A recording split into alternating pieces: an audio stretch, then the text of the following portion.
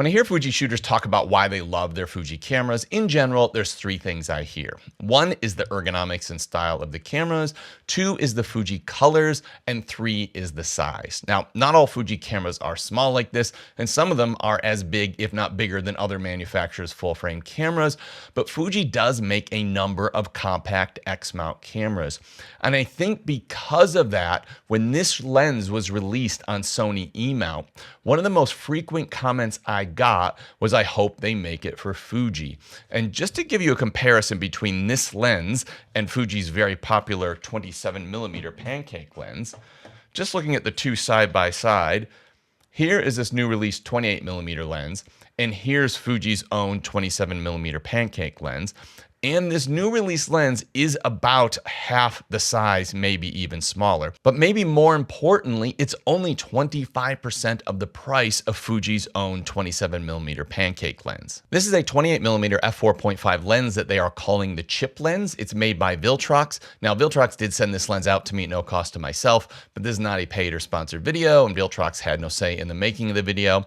I will put some links in the description down below to the best prices I can find on the lens, but I will also put some details and links to 3 other lens options around the same focal length and not too far off in price point. First, I want to talk about that 28mm focal length. This is a 42mm full frame field of view equivalent, and I think this is an excellent lens for street and documentary style photography.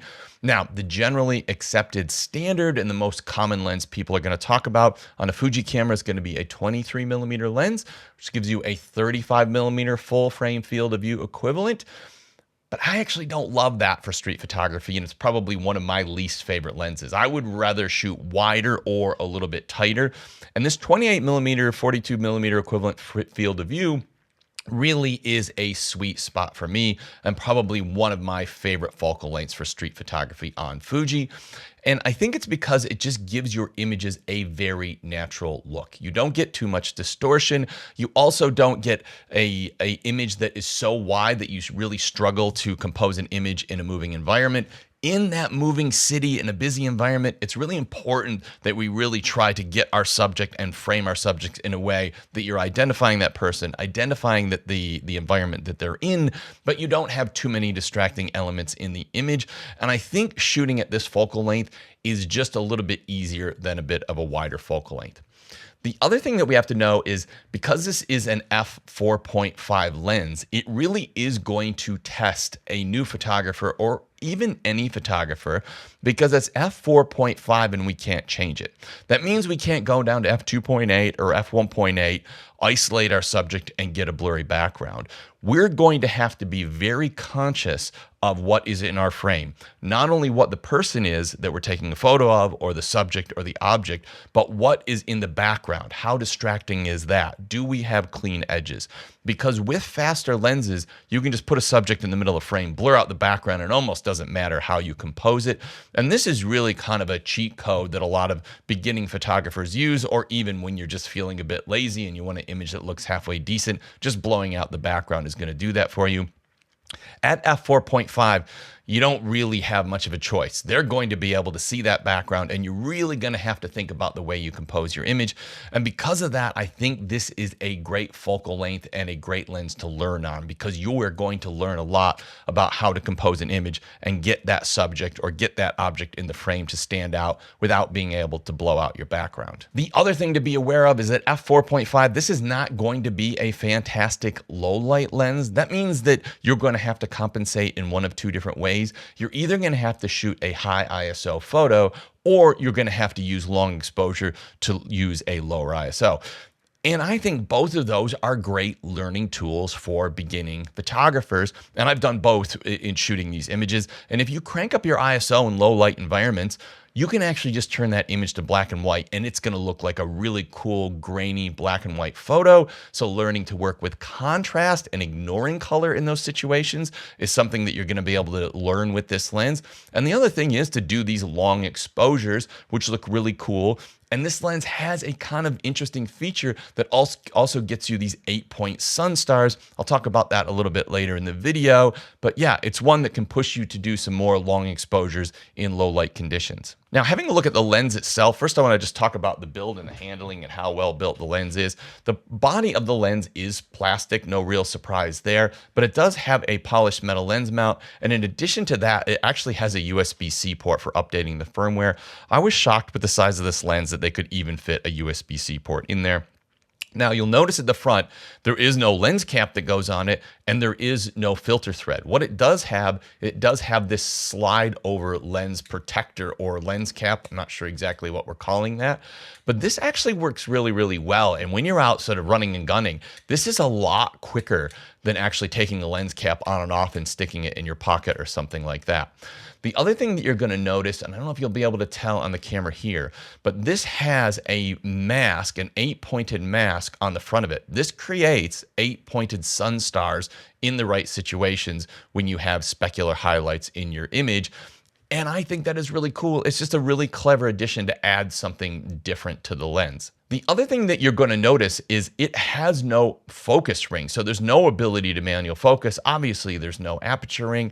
I suppose that's what you might expect on basically the smallest autofocus lens I've ever seen. Now, because the lens is so small and so cheap, you kind of would think, oh, how's the optical for performance going to be? And the truth is, it's actually surprisingly good. And to start with, just having a look at distortion, I mean, to correct distortion in a lens like this is this small, you'd think would be pretty challenging. And I don't know if it's the focal length or the aperture, but there is basically almost no distortion whatsoever. The slightest amount of pincushion distortion. So if you get straight edges close to the edge of frame, you will see this sort of slightly pincushion shape. But unless you're going out of your way to shoot objects like that, or you just happen to get a straight line close to the edge of frame, you're not really going to notice it. The other thing is, because it is a very simple and consistent form of distortion, when you bring it into editing or Lightroom, you actually can correct it quite easily.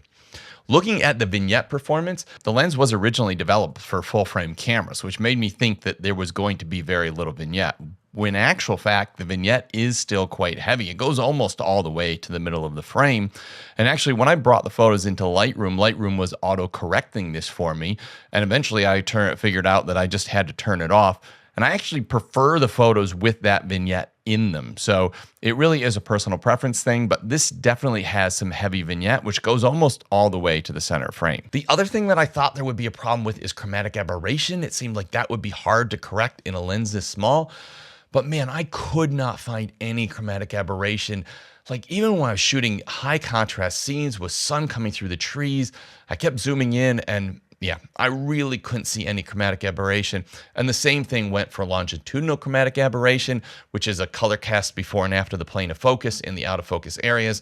Now, it's an f4.5 lens, so stuff doesn't get all that out of focus, but I really couldn't see any change in color casts whatsoever. Once again, a pretty incredible result for a cheap lens like this.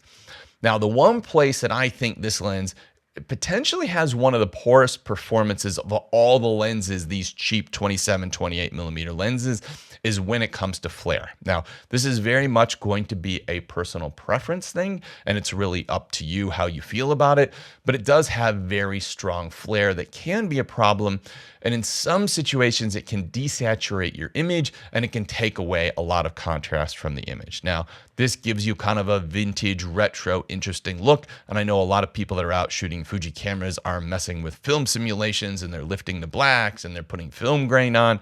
And for those people, I think this lens is going to lean right into that. And the cool thing about it is, unlike those digital manipulations of the image where you're just doing them, they're all going to be kind of consistent.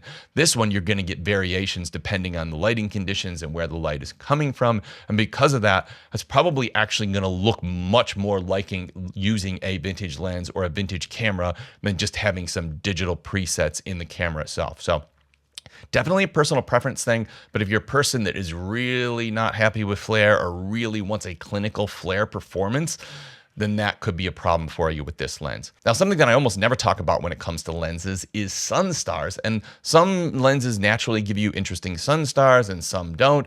Well, this one has this 8-point mask on it, so when you're shooting a situation where you've got a bright point of light, you get these 8-pointed Sunstars. Now, often in those situations, you're also getting the flare, so you're getting this kind of desaturated flare performance, but then you're getting the 8-pointed Sunstar.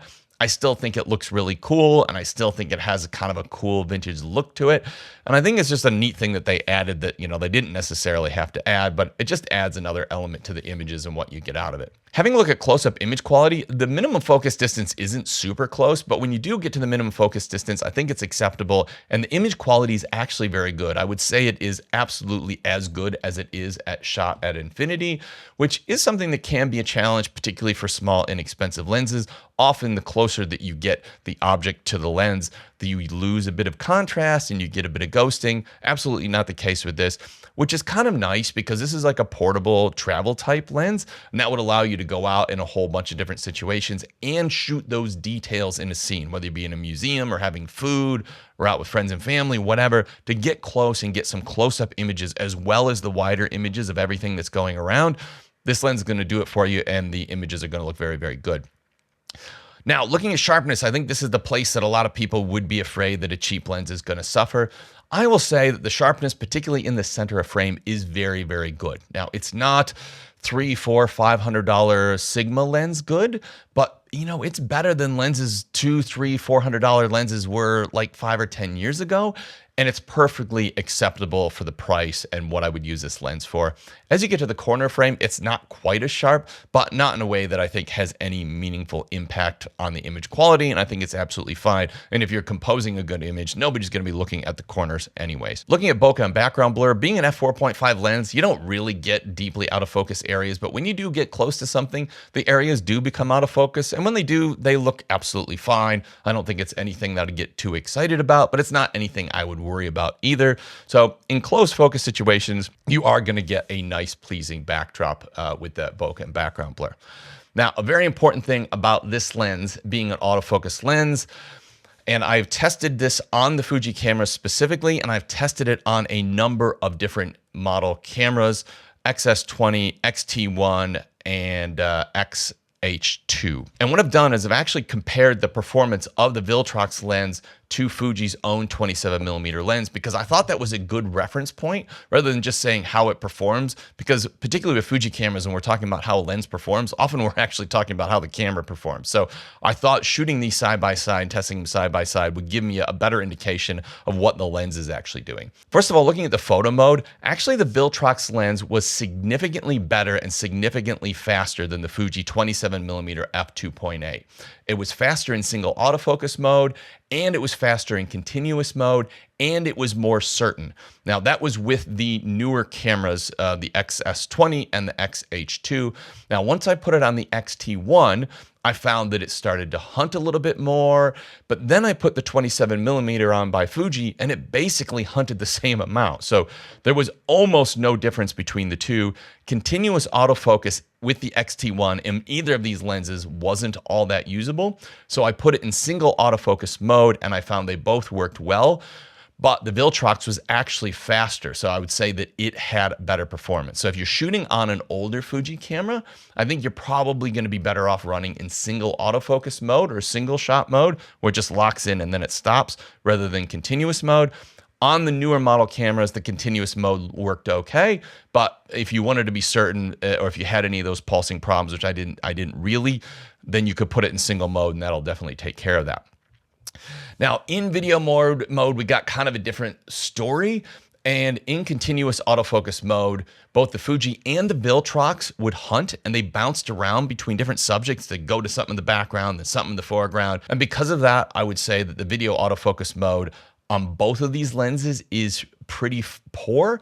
But what I would say is, because the Viltrox is faster, it actually changes focus faster, that bouncing around was more obvious because of how quick it was. I did go into the camera settings and I turned them down to the slowest settings, and it didn't really seem to make much difference. So I wouldn't consider either of these lenses all that good for video autofocus. And in a pinch, you could use them, but what I would do is I would just put it in AFS mode, single autofocus mode, set up your shot, compose your image, lock that focus off, and then just start recording. And then that would probably be the only way to really use them. but neither of these lenses I would recommend for video autofocus. So ultimately, I think this is a great lens for the price and the size. It's definitely a lens that I could highly recommend. It's a lens that I will use certainly for travel, documentary style photography, and some of the restrictions like the f4.5 lens is actually something that challenges you and I think really gives you a cool, particularly street photography, documentary photography, travel photography type experience. Now, if you're watching this video, you might be in the market for some new budget lenses for your Fuji camera. I've just thrown a video on screen now. This is 36 budget lenses. This is basically all the lenses I've reviewed in the past year, all summarized in one video, bit by bit. So if you want an overview of the budget lens market and what you can get at an affordable price for your Fuji camera, check out that video.